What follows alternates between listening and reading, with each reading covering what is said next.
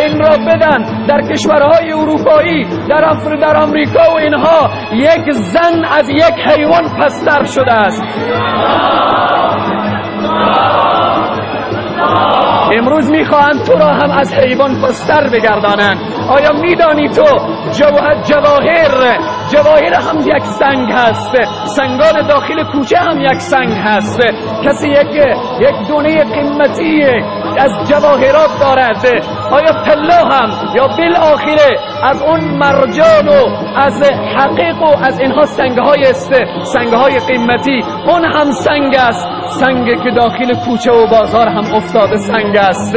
چگونه انسانی که سنگ حقیق را ببیند، سنگ قیمتی را ببیند بر می‌دارد؟ آیا شما انگشترهایی که حقیقدار هست، هر کدام برادرها دیدیم که اطرافش نقره‌کاری است و بعد اون انگشتر به دست می شود تا اینکه ضربه با او سنگ حقیق وارد نشود، چون سنگ قیمتی هست، اطرافش نقره گرفته شده است، اما هیچ کس سنگ کوچه را بر نداشته، برای خود انگشتری نساخته. زنهایی که در اروپا زندگی می کنند، زنهایی که در آمریکا زندگی می کنند، اون زنهای اروپایی، زنهای غرب زده، اونها تبدیل به سنگ و ریزه کوچه ها شدند. هر کس اونها را پایمال میکنه، هیچ کس توجهی نداره. خواهر برای تو میگویم، امروز تو حقیقی، امروز تو طلایی، امروز تو به منزله یک سنگ قیمتی.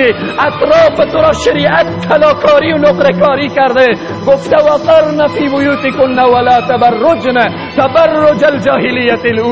متوجه باش خواهر، امروز تو را به دبش بیرون کردن، امروز تو را به ورزش بیرون کردن، امروز تو را به خیابانها ریختندن، امروز تو را به دکانها نشاندن، امروز تو را به کوچه و بازار بیرون کردن. فردا تبدیل میشی مانند ریگه های کوچه، هر کس تو را پایمال میکنه و بی ارزش میشوی.